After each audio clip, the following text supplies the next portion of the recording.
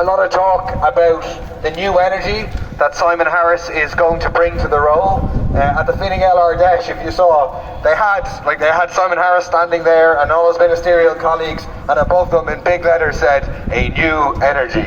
So you can't possibly miss the message. The question is, a new energy for what? It's a new energy in old bottles.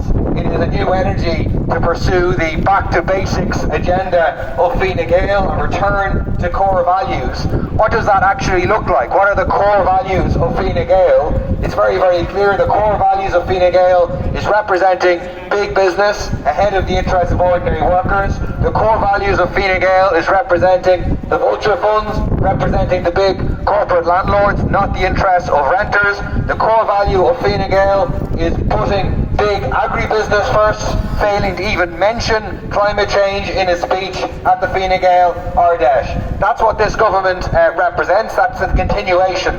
We had a really excellent protest on Saturday as part of a day of action about the housing crisis and the absolute scandal of over 160,000 homes sitting vacant across the state, over 50,000 of them vacant for 6 years or more. And in Tallaght we were outside a property owned by a vulture fund, owned by Pepper Finance, which has been sitting vacant in an estate for 10 years. And someone asked me, they said, "Boy, this doesn't make any sense. Why is it that we have empty properties when we have 4,000 children homeless, when we have over 13,000 people homeless, when we have long council lists? How does it make any sense?" And I answered them by saying, well, the problem is that we have a government that represents those who own lots of property against the interests of those who own no property. That's the fundamental problem in this country. And in there today, you would have the impression, even listening to the opposition speeches, that really we're all on the same side in there. We're just coming at it from slightly different directions, with slightly different views about how we should address these problems. But the truth is, we're not all coming at it from the point of view of the interests of the same people. It is not an accident that in a housing crisis, those at the top of our society get richer and richer and richer. It's a housing crisis for a majority in this country, but it's a housing opportunity to profit for big corporate landlords, for private developers, for vulture funds and all the rest. The same applies in terms of the health crisis. It's a health crisis if you're one of the million people on public health waiting lists, but it's not a health crisis if you're Larry Goodman or any one of the other people who make money from the health crisis, because people are pushed into, if they can afford it, private health insurance and private hospitals. Similarly, it's a climate crisis for the whole world in reality, with those responsible for it, the Ryanairs, the CRHs, the big agribusiness corporations. They are making money out of this and they're not going to stop. And so that gets to the fundamental point, is if we want to address any of these crises, we need a government which represents the interests of the majority in this society, ordinary workers, young people, people no matter where they're coming from, ordinary people,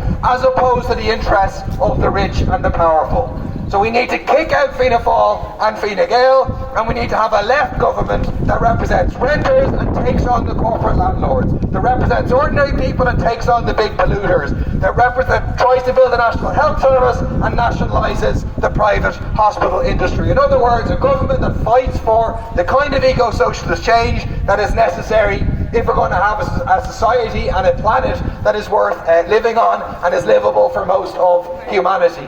Obviously today, the truth is they are going to succeed in blocking what we should need, what the placards say, a general election now. They will not be giving us a general election. They are extremely scared of the prospect of a general election. That's why 1 in 3 Fine Gael TDs have already jumped ship, are not going to be standing. It's why Varadkar is going. They know they're extremely unpopular.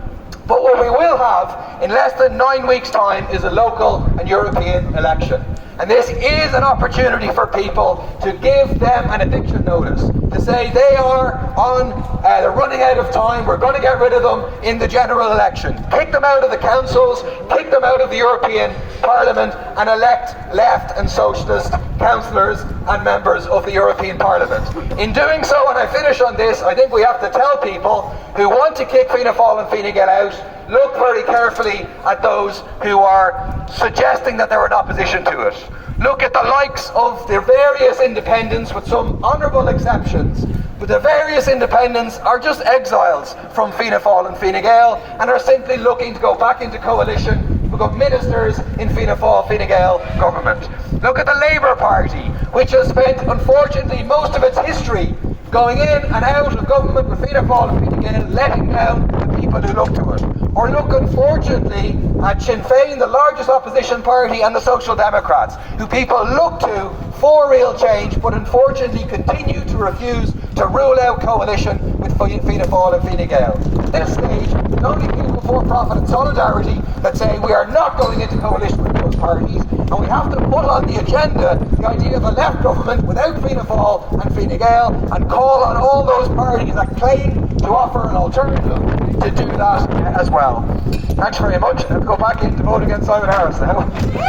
Woo!